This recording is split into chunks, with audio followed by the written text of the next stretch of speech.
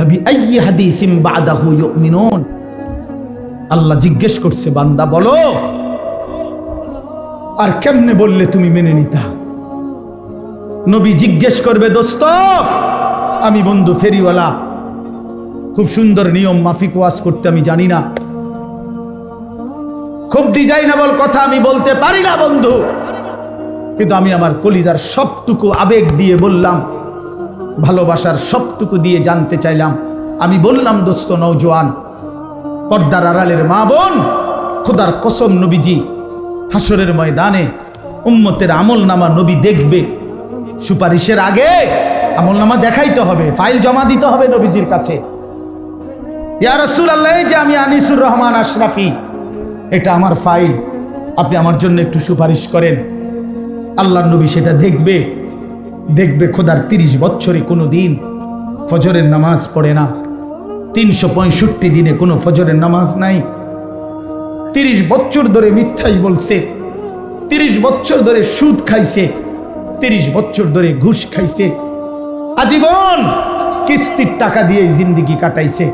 60 বছর বয়স, এখনো বিড়ি সিগারেট মুখে, 60 বছর পর্যন্ত বিড়ি সিগারেট খাইয়া গেছে, 60 বছর পর্যন্ত গালি ছাড়া কোনো একটা কথা বলে নাই, চা দোকানের নর্তকীর দেখা ছাড়া দিন কাটে নাই, সময় কাটে নাই।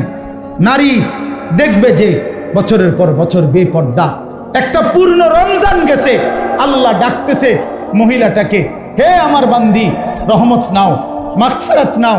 শেষ দশকে আল্লাহ ডেকে বলে, আমার ইমানদার বান্দি নাও, জাহান্নাম থেকে মুক্তির পরওয়ানা নাও। আর ওই নাফরমান নারী, ওই বেহায়া নারী বলে, এই মাওলা, তোমার জান্নাত আমার লাগবে না, তোমার নাজাত আমার লাগবে না, তোমার এটি তুমি রাখো, আমি জুতা কিনতে যাইতে আসি, আমি মার্কেটে যাই জুতা কিনতে, মনে রাখিস তোরে জুতা দিয়া ফিটবে, জুতা দিয়া, জুতা দিয়া ফিটবে, জুতা দিয়া বললাম। বেহায়া নারী, মনে রাখিস তোরে জুতা দিয়া ফিটবে, তোরে ফেরেশতা জুতা দিয়া ফিটবে। তুই কার আহ্বান প্রত্যাখ্যান করলা? রমজানের শেষ 10 দিন জুতা কেনার জন্য আল্লাহ দিছিল? কথা বলেন না কেন? শেষ 10 দিন শাড়ি গহনা কিনবার জন্য আল্লাহ দিছিল? তো আল্লাহ তো ডাকলো মাগফিরাত নাও, আল্লাহ তো ডাকলো রহমত নাও, আল্লাহ তো ডাকলো নাজাত নাও। তুমি কও না আমার এডি লাগতো না, আমার জুতা, আমার দরকার জুতা, আমার দরকার শাড়ি, আমার দরকার ফেয়ার অ্যান্ড লাভলি, আমার দরকার গহনা, আমি রাস্তার পুরুষ দেখাবো, আমি বখাটেরা রেডি হয়ে আছে আমার রূপ দেখার জন্য, যৌবন দেখার জন্য। এই জন্য অসভ্য মেয়ে নিজের শরীর প্রদর্শন করার জন্য সে নানা রঙের বাহারি সাজে সাজে। আরে নারী, ওই মেয়ে কন্যা বোন, তুমি যদি বুঝতা, যারা তোমারে দেখে তারা তোমারে উপভোগের কল্পনা ছাড়া, তারা জিনা ব্যভিচারের কল্পনা ছাড়া আর কিছু তাদের দিলে তোমার প্রতি জাগে না। এই ছাড়া আর কিচ্ছু নাই, এই ছাড়া আর কিছু নাই। দুশ্চরিত্র যুবক তোমাকে নিয়ে উত্তম কোনো কল্পনা করে না, উত্তম কোনো কল্পনা করে না। অতএব দয়া করে বন্ধু বলেন, নবীজি যখন দেখবে নামাজ নাই, রোজা নাই, জিকির নাই, তেলাওয়াত নাই, ফজরের নামাজ নাই, হালাল উপার্জনের কোনো খবর নাই, ঘরে টেলিভিশন, নাচ গান চলছে তো চলছে, চলছে তো চলছে, আল্লাহর কসম বন্ধু নবীজি সাল্লাল্লাহু আলাইহি সাল্লাম চোখের পানি ফেলে দিবে। আর হাসরের ময়দানে উম্মতকে বলবে, উম্মত আমি সেই নবী, 23 বছর যেই নবী তোমাদের জন্য সারা রাতও আমি এশার নামাজের পরে দাঁড়িয়ে ফজরের আজান পর্যন্ত আমি চোখের পানি ফেলে তোমাদের জন্য আমি আল্লাহর কাছে মাগফিরাতের দোয়া করছিলাম। আমি সারা রাত কাঁদছি উম্মত, আমি পেটে 2টা পাথর বাঁধছি ক্ষুধার কষ্টে, আমি তায়েফের রক্তে আমার শরীর এই পরিমাণ রক্ত ঝরছে, আমার পায়ের জুতা পায়ের তালুর সাথে জমাট বাইধা, আমার জুতা খুলতে পারছিলাম না। আমি উহুদের দান দান করা শহীদ হয়ে রক্ত ঝরিয়ে উহুদের ময়দানে পড়েছিলাম, বিনিময়ে এই আমল নামা, আমার 23 বছরের মেহনতের এই বিনিময়। উম্মত আমি এই জন্য রক্ত ঝরাইলাম। বলো না বাপ, এই বাপ বলো, কি বলবা তুমি তখন? নবী যখন বলবে, উম্মত কেমনে পারলা তুমি আমার 23 বছরের চোখের পানিকে এভাবে ফিরাই দিলা? আমার তায়েফের রক্ত এভাবে ফিরাই দিলাম মাস্তাতাতু, আমার সাধ্যের সবটুকু দিয়ে। তাহলে প্রত্যেক নবী তার সাধ্যের সবটুকু দিয়ে চাইতেন উম্মতের পরিবর্তন, ইসলাহ, সংশোধন। হাদিসের মধ্যে আছে আল্লাহর নবী সাল্লাল্লাহু আলাইহি ওয়াসাল্লাম সাহাবায়ে কেরামের কাছে বলছেন যে, সাহাবীরা, আমার এক এক উম্মতের প্রত্যেকটা ব্যক্তিকে জাহান্নাম থেকে বাঁচাইবার জন্য আমি রাসূলের ফিকিরটা এমন যে ওয়া আনা আখিযুন বিহুজাজিকুম, আমি শেষ পর্যন্ত আমার উম্মতের কোমর ধরে, কোমরের মধ্যে পেঁচাইয়া ধইরাও আমি চেষ্টা করছি জাহান্নামের আগুন থেকে বাঁচাইতে।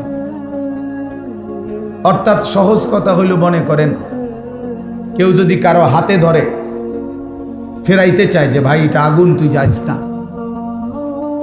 তুই জ্বলে যাবি, তাইলে সে হয়তো হাত ছাড়াই দিছে, তাই না?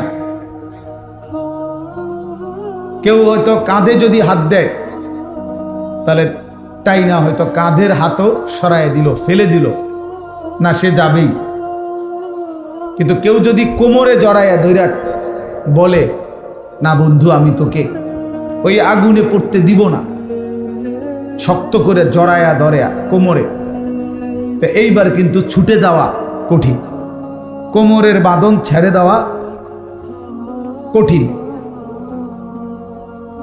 অর্থাৎ আমি তোমাকে ফেরাবই, তোমার আমি জাহান্নামের আগুনে পড়তে দিব না, ওই আগুনে ধ্বংস হইতে দেব না।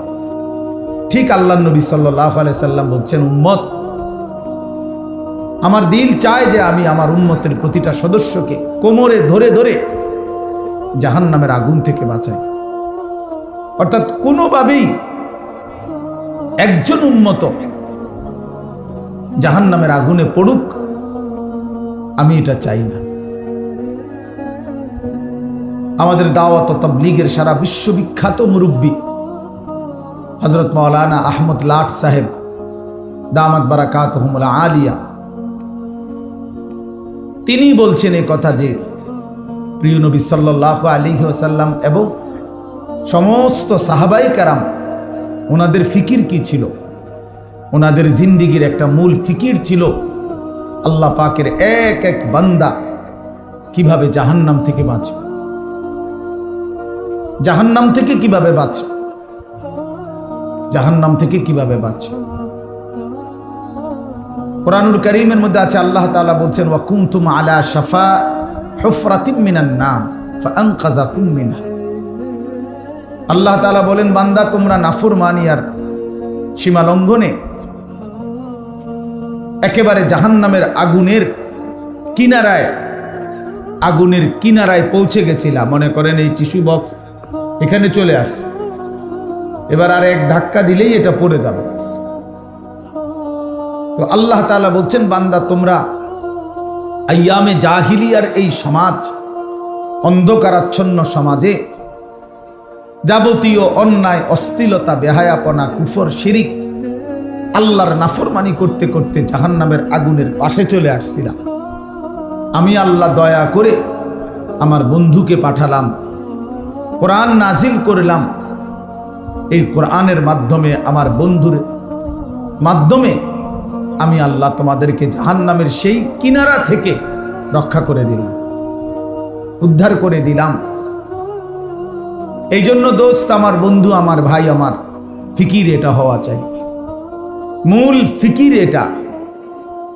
এই ইন্তেজাম, প্রতিটা ওয়াজ, প্রতিটা নসিহত, প্রতিটা মাহফিল, এর মূল মাকসাদ হওয়া কিভাবে আল্লাহ পাকের এক এক বান্দা জাহান্নাম থেকে বাঁচবে, জাহান্নাম থেকে বাঁচবে। কুরআনুল কারীমের মধ্যে আছে, আল্লাহ তাআলা নিজে বলছেন, ফাআনদারতুকুম নারান তালাযযা। আল্লাহ নিজে বলছেন, বান্দা আমি আল্লাহ তোমাকে প্রজ্বলিত লেলিহান আগুনের শিখা, জাহান্নামের আগুনের ভয় দেখাচ্ছি। আল্লাহ নিজে বলছে, আমি ভয় দেখাচ্ছি বান্দা, খামখেয়ালি করো না, খামখেয়ালি করো না। কোরআনুল কারীমে আল্লাহ বলছে ফায়াউমা ইদিল্লা ইউআযিবু আযাবাহু আহাদ ওয়ালা ইউসিকু ওয়াসাকাহু আহাদ।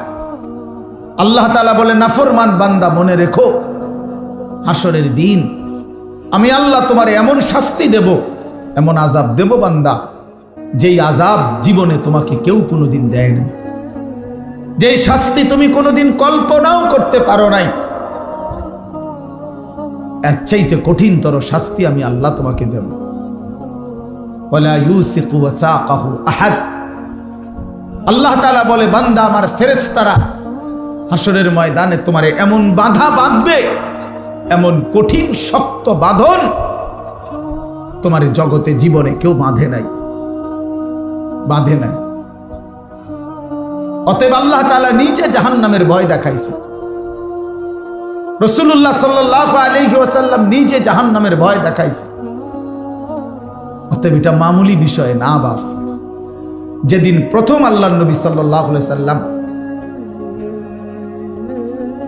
নিজের জাতিকে প্রথম যেদিন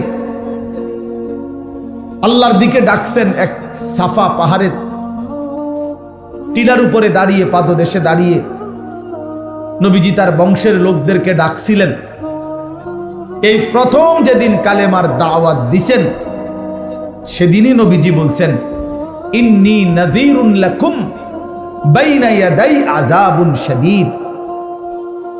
আল্লাহর নবী সাল্লাল্লাহু আলাইহি সাল্লাম বলছেন, হে আমার স্বজনরা, চাচারা, মামারা, হে আমার আত্মীয়, আপনারা বংশধরেরা, শুনেন আমি আপনাদেরকে ভয় দেখাচ্ছি এক কঠিনতর আযাবের, এক ভীষণ আযাবের ভয় দেখাচ্ছি। এই সেদিন থেকে কথা শুরু করছে। কোরআনুল কারীমের মধ্যে আছে, আল্লাহ তাআলা বলছেন নবীজি কম্বল গায়ে দিয়ে শুইছে। আল্লাহ বলছে বন্ধু শুয়ে গেলেন, কম্বল গায়ে দিয়ে শুইলেন বন্ধু। আমার কোটি কোটি বান্দা আল্লাহ চিনে না, আখিরাত চিনে না, বন্দেগী চিনে না, গোলামি চিনে না, অন্ধকারের এক জিন্দেগিতে কাটাচ্ছে, নাফরমানির এক জীবনে হাবুডুবু খাইতেছে। কুম ফাআনজির, কোরআন শরীফে আছে, আল্লাহ বলছে কুম, আরে দোস্ত ছাড়েন কম্বল, বিছানা ছাড়েন বন্ধু, কুম দাঁড়ান, আপনি ওঠেন, ফাআনজির, আমার বান্দাদেরকে ভয় দেখান, জাহান্নামের ভয় দেখান, কবরের ভয় দেখান। আল্লাহ বলছেন সেই যে নবী উঠলেন, সেই যে নবী দাঁড়াইলেন, সেই যে নবী দুয়ারে দুয়ারে কালেমার ফেরি করলেন, উম্মতকে ফেরাইবার চেষ্টা করলেন, আর থামলেন না। 23টা বছর পরে আল্লাহর কাছেই ফিরে গেলেন। আর এই 23 বছর লাগাতার দাঁড়ে দাঁড়ে দুয়ারে দুয়ারে সর্বত্র আল্লাহর দ্বীনের কথা বলছেন। কোনখানে হাটে ঘাটে মাঠে বাজারে 1 জন 10 জন, রাতে দিনে, উপরে নিচে, দুয়ারে দুয়ারে সর্বত্র বলে গেছে, কেন? আমার উম্মত যেন জাহান্নাম থেকে বাঁচে। কোন পদ পদবী, মান মর্যাদা, ইজ্জত সম্মানের অপেক্ষা করে নাই, শুধু বলে গেছে, সর্বত্র বলে গেছে। ভাইয়া এই মোবাইলটা দিয়া সবার ছবি বারবার ঘুরে ঘুরাইয়া উঠাইলে মোবাইল আপনার কি ফায়দা হবে, কি হবে? দয়া করে এমনি শুনেন, এ তো যথেষ্ট পরিমাণ রেকর্ড হইতেছে, সবাই মোবাইলটারে ঘুরাইতেছে, অনেক সাথী বসে বসে মানুষের মাথায় এগুলা, তো এই মানুষের মাথায় এগুলা বাইক নিয়ে দেয়, দেখো মানুষের মাথা দেয়। আপনার বিবিরে নিয়ে দেখাইন যে তুমি তোর জীবনে মানুষের মাথা দেখছো না, এই দেখো মানুষের মাথা। ঠিক মানে দেখাইবে, ঠিক মানে কিসের উপরে ঠিক কইছেন?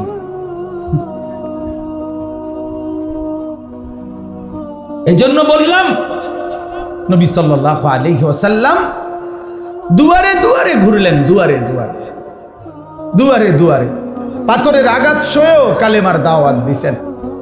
আবু জাহেল, আবু লাহাব খানায় কাবার সীমানা থেকে ধাক্কা দিয়ে আল্লাহ নবী সাল্লাল্লাহু আলাইহি সাল্লামকে বের করে দিছে, তবুও তিনি কালেমার দাওয়াত দিছেন, মানুষকে ফিরাইবার চেষ্টা করছেন। উটের পচা নারী ভুড়ি পিঠের উপরে চাপায়া দিছে, তবুও তিনি আবার দাঁড়িয়ে আল্লাহর কথা বলছেন, শুধু বলেই গেছেন সর্বত্র, কভি আরশ পর কভি ফরশ পর, कभी उनके दर कभी दर बदर गमे आशिकी तेरा शुक्रिया मैं कहां कहां से गुजर गया कभी रास्तों में तन्हा कभी हो गुरूद सहरा मैं जुनू का हम सफर हो मेरा कोई घर नहीं है নবী যেন বলতেন আমার কোনো ঘর নাই কখনো উপরে কখনো নিচে কখনো তার কাছে কখনো তার কাছে কখনো দুয়ারে দুয়ারে আল্লাহর পথে সমস্ত ব্যথা বেদনা দুঃখ যন্ত্রণা অপমান লাঞ্ছনা প্রতিটা আঘাতের বিনিময়ে আল্লাহর নবী বলতেন মাওলা তোমার শুকরিয়া তোমার কথা বলতে গিয়েই আঘাত পেয়েছি তোমার জন্যই রক্ত জড়িয়েছি তোমার জন্যই লজ্জিত হয়েছি গমে আশিকি তেরা শুকরিয়া তোমার ভালোবাসার যত দুঃখ বেদনা সব সইলাম সব কিছুর জন্য তোমার শুকর তোমার পথেই বেইজ্জতি হয়েছে এইভাবে নবীজি দাওয়াত দিয়েছে সেই জন্য প্রিয় ভাই আমার প্রথম কথা এটা আজকের এই বর্ণাঢ্য আয়োজনে আমি দিল থেকে আমার দিলের তামান্না ইচ্ছা আমি বললাম এত সুন্দর এত বড়সড় আয়োজন আরো যেন ফিকির সামনের দিনে মূল ফিকির যেন হয় উম্মতের হেদায়েত মূল ফিকির যেন হয় কওম মিল্লাতের পরিবর্তন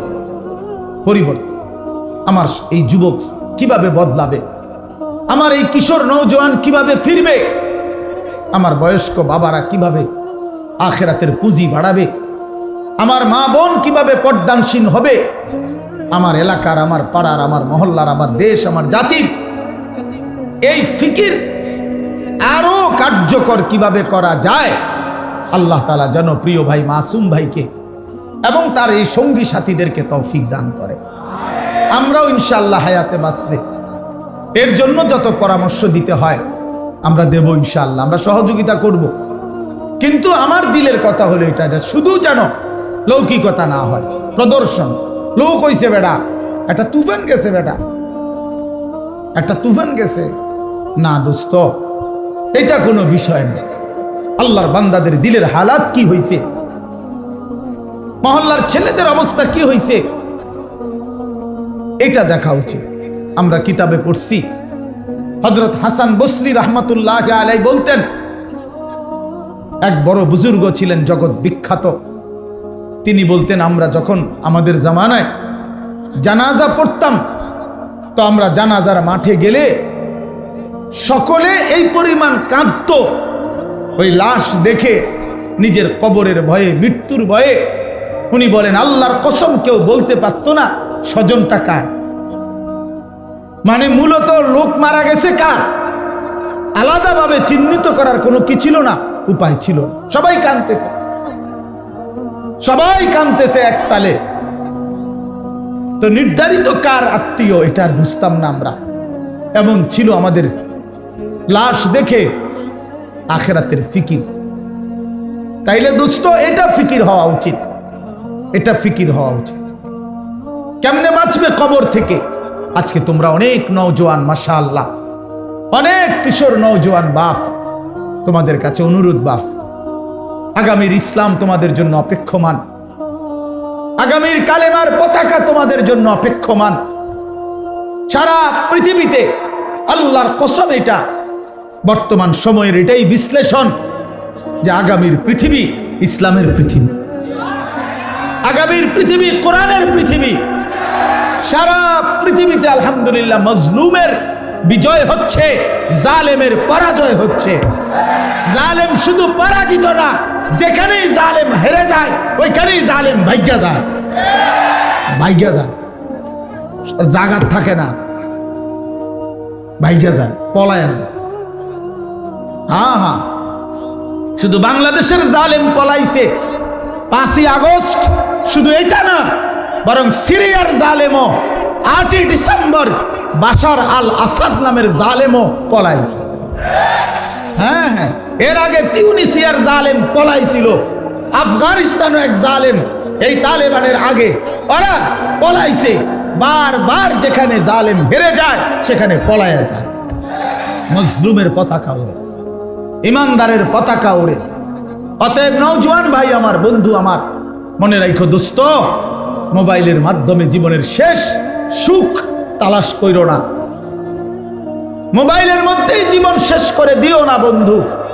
এই নারী, এই ছবি, এই অশ্লীল দৃশ্য, এই মাতলামির এই জিন্দেগি। প্রিয় নওজোয়ান, তোমরা মুসলমান, একটা চুলের ফ্যাশনের উপরে জীবন শেষ করো না, একটা জামার ডিজাইনের উপরে জীবন শেষ করে দিও না, একটা প্যান্টের ডিজাইনের জন্য জিন্দেগি শেষ করে দিও না, একটা মেয়ের জন্য জীবনের 5টা বছর নষ্ট করে দিও না। আমার বন্ধু, নষ্ট করো না তুমি। তোমার দ্বারা অনেক স্বপ্ন আছে, তোমার নিয়ে অনেক সম্ভাবনা আছে, তোমার নিয়ে অনেক স্বপ্ন আছে। আগামীর পৃথিবীতে তুমি কালেমার পতাকা উড়াবা, আগামীর পৃথিবীতে তুমি ইসলামের পতাকা উড়াবা। আল্লাহর নবীর এমন সাহাবী ছিল, ইসলামের ইতিহাসে এমন মুজাহিদ ছিল, যাদের স্ত্রীরা তাদের বাসর রাতের কোরবানি করে স্বামীরে প্রথম রাতেই মাথায় পাগড়ি বেঁধে যুদ্ধের ময়দানে ছেড়ে দিয়েছে, বলেছে স্বামী যাও, আল্লাহর জন্য জান দাও, আর হাসরের ময়দানে তোমার সাথে দেখা হবে, যাও। অতএব দোস্ত আমার, এক নারীর জন্য তুমি না, এক ছবির জন্য তুমি না, এক অশ্লীল দৃশ্যে তুমি হেরে যেও না, হাইরা যাও না। আমি অনুরোধ করছি, আমার 17 বছরের নওজোয়ান, ইসলামের ইতিহাসে 17 বছরের নওজোয়ান মোহাম্মদ ইবনে কাসেম রহমতুল্লাহ আলাই, এই হিন্দুস্তান বিজয়ের মহানায়ক মোহাম্মদ ইবনে কাসেম, উনি 17 বছরের টকবগে যুবক ছিলেন। আরব থেকে সাগর পাড়ি দিয়ে এসে সিন্ধু প্রদেশ ভারতের রাজা দাহিরকে পরাজিত করে তিনি কালেমার পতাকা উড়িয়েছেন। সুলতান ইখতিয়ার উদ্দিন মোহাম্মদ বিন বখতিয়ার খিলজি রহমতুল্লাহ আলাই মাত্র 17 জন যোদ্ধা নিয়ে আমার এই বাংলা মুলুক, তিনি হিন্দু রাজা লক্ষণ সেনকে পরাজিত করে কালেমার পতাকা উড়াইছিলেন। হ্যাঁ, অতএব দিল্লির লাল কেল্লা মুসলমানদের, দিল্লি মুসলমানদের, ইন্ডিয়া মুসলমানদের, গোটা হিন্দুস্তান মুসলমানদের বেটা। অতএব আমি নওজোয়ান বললাম, আমার অনুরোধ বন্ধু, স্বপ্ন দেখো বড়, কল্পনা করো বড়, আগামীর পৃথিবীতে ইমাম মাহদির পক্ষে লড়বা, কালেমার পতাকা উড়াবা, বাংলার জমিনেও কালেমার পতাকা উড়াবা ইনশাআল্লাহ। রাজি তো নওজোয়ান? নওজোয়ান রাজি কিনা বলো তো। 30-এর নিচে যারা, তারা দাঁড়াও, বলো দাঁড়াও নওজোয়ান, দাঁড়াও নওজোয়ান, দাঁড়াও নওজোয়ান, জাগো নওজোয়ান, হিম্মত করো নওজোয়ান, আগে বাড়ো নওজোয়ান, বলো আল্লাহু আকবার।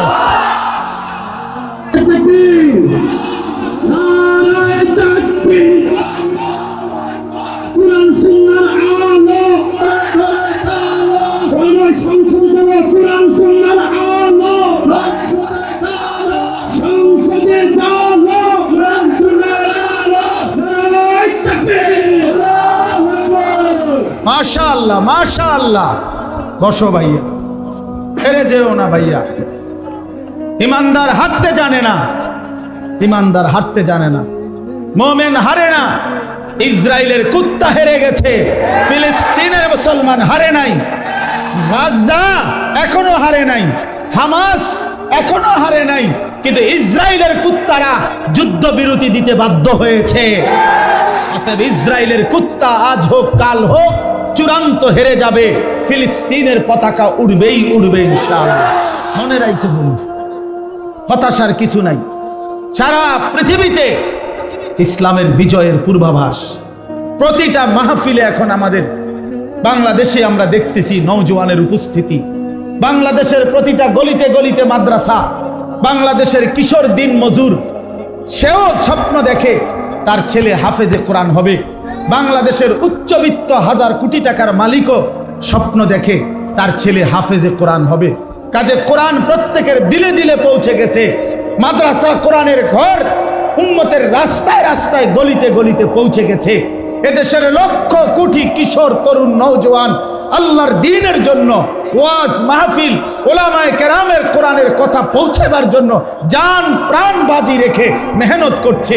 এটাই বলে আগামীর বাংলাদেশ ইসলামের বাংলাদেশ ইনশাআল্লাহ, ইনশাআল্লাহ, ইনশাআল্লাহ। ষড়যন্ত্রকারীরাই হেরে যাবে, দুশ্মনরাই হেরে যাবে, কালেমাই বিজয়ী হবে, ইসলামই বিজয়ী হবে ইনশাআল্লাহ। এজন্য যুবক, চরিত্রহীন হইও না, নষ্ট হইও না, আখলাক বরবাদ করো না। আখলাক বরবাদ, যে কপালে সেজদা নাই তুমি পারবা না, যে কপাল, যে শরীর পবিত্র না তুমি পারবা না। নারী দেখে, ছবি দেখে, অশ্লীল দৃশ্য দেখে শরীর যদি নাপাক বানিয়ে রাখো, লজ্জাস্থানের সক্ষমতা নষ্ট করে ফেলো, কোমরের শক্তি যৌবনের নষ্ট করে ফেলো, তুমি পারতা না। আগামীর ইসলামের জন্য ডাক আসলে তুমি দাঁড়ায় থাকতে পারতা না তখন। এজন্য এখন থেকে প্রস্তুতি নাও, এখন থেকেই নামাজি হও, এখন থেকেই চরিত্রবান হও, এখন থেকেই উত্তম আখলাকওয়ালা হও। আল্লাহ তাআলা আমাদেরকে তৌফিক দান করেন, আল্লাহ আমাদেরকে হিম্মত দান করেন, আল্লাহ তাআলা আমাদের কিশোর নওজোয়ানকে কবুল করে নেন। মোহতারাম হাজিরিন, তাইলে আমি আমার প্রথম কথা শেষ করলাম। আমার প্রথম কথা ছিল এই, আমাদের এই মাহফিল যেন ইনশাআল্লাহ আগামী দিনে আরো ফিকিরমান এর মধ্যে যেন হয়, এবং এই ফিকিরে যে উম্মতের পরিবর্তন, মানুষের সংশোধন, আখিরাতের জিন্দেগি গঠন, এর জন্য আরো কার্যকর পদক্ষেপ নেওয়া উচিত, এবং সেটা নেওয়ার চেষ্টা করা হবে ইনশাআল্লাহ। ঠিক নেই? হ্যাঁ ইনশাআল্লাহ। আল্লাহ কবুল করেন, আল্লাহ কবুল করেন, আল্লাহ কবুল করেন। এবার আসেন মুআজ্জাজ হাজিরিন, আমি কোরআনুল কারীমের সূরা বাকারার 183 নম্বর আয়াত তেলাওয়াত করেছি। আর অল্প একটু সময়, এইবার এই আয়াতটার উপরে সামান্য কিছু কথা আরজ করতে চাই। সূরা বাকারার কোরআনুল কারীমের দ্বিতীয় সূরা, দ্বিতীয় নম্বর পারা, এই আয়াত 183 নম্বর আয়াত থেকে 187 নম্বর আয়াত, মোট 5টা আয়াত। এই 5টি আয়াতের মূল বক্তব্য হলো মাহে রমজান, রমজান এবং রোজা, এই সম্পর্কিত কোরআনের দিক নির্দেশনামূলক বক্তব্য কোরআনে এই 5টি আয়াত বিশেষ আলোচনা। 183 নাম্বার থেকে 187, 183, 84, 85, 86, 87, এই 5টি আয়াতের মধ্যে আল্লাহ তাআলা কোরআনুল কারীমে রমজান রোজা সম্পর্কিত গুরুত্বপূর্ণ দিক নির্দেশনামূলক পূর্ণাঙ্গ বক্তব্য আল্লাহ তাআলা পেশ করেছেন।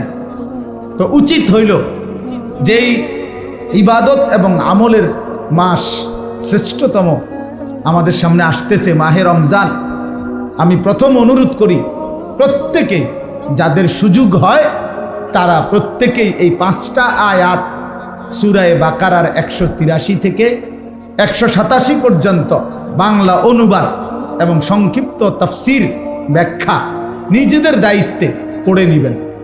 একটা ভালো তাফসীর থেকে, তাফসীরে মাআরিফুল কোরআন, মুফতি শফি রহমতুল্লাহ আলাইহির এই তাফসীর অ্যাভেলেবেল পাওয়া যায়। তাফসীরে তাওজিহুল কোরআন, আল্লামা তাকি উসমানী দামাত বারাকাতুহুমুল আলিয়া, সারা পৃথিবী বিখ্যাত আলেমে দ্বীন তিনি, ওনার এটা পাওয়া যায় বাংলা। তাফসীরে তাওজিহুল কোরআন 3 খণ্ডে 1200-1300 টাকা খুব সম্ভব নিবে। তো এটা কিনে এই 5টি আয়াতের সংক্ষিপ্ত তাফসীর ব্যাখ্যা পড়লে এটা দিলের মধ্যে আসবে যে আমার আল্লাহ আমার কাছে রোজা উপলক্ষে, রমজান উপলক্ষে আসলে কি চাচ্ছেন।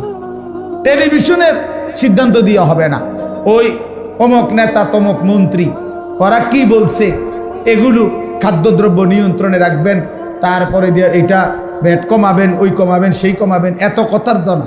মূল বক্তব্য হলো আল্লাহ তাআলা কি বলছে। এই 5টা আয়াতের শুরুতে আল্লাহ কথা শুরুই করছে ইয়া আইয়ুহাল্লাযীনা আমানু, 183 নম্বর আয়াত, হে ঈমানদারগণ। অতএব এ কথা স্পষ্ট আল্লাহ আমারে বলছে। কাকে বলছে? আমাকে। আমি মুমিন, আমি মুসলমান, আমি ঈমানদার, আমাকেই আল্লাহ বলছে। অতএব আমার আল্লাহ আমাকে যা বলছেন এটাই আমার জন্য যথার্থ, এটাই আমার জন্য যথেষ্ট, এটাই আমার জন্য পূর্ণাঙ্গ। এই জন্য মুসলমান হিসাবে, মুমিন হিসাবে আমাদের এটা জানা উচিত।